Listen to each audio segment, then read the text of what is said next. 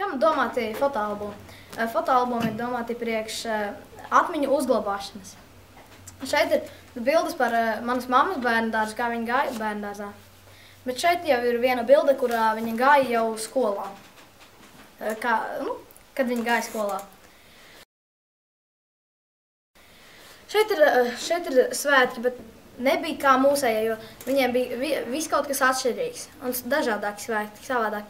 Un, kā jau jūs redzat, kādreizējās bildes ir melnbaltas, bet mūsdienīgās bildes ir krāsainas. Viena no svētkiem, ko svinēja, bija jaunais gads. Jauno gadu svinēja, kā, var teikt, kā arī Ziemassvētkus, bet Ziemassvētkus nedrīkstēja svinēt, jo tas nebija atļauts. Un tie, kas svinēja Ziemassvētkus, tie bija mājās svinēja un paslapus, lai neviens neuzzinātu to. Tad es jums vēl stāstīšu par bērnības svētkiem. Bērnības svētki ir, var teikt, tas pats, kas kristības, tikai tas neatiecās ar Dievu un tas nenotika baznīcā.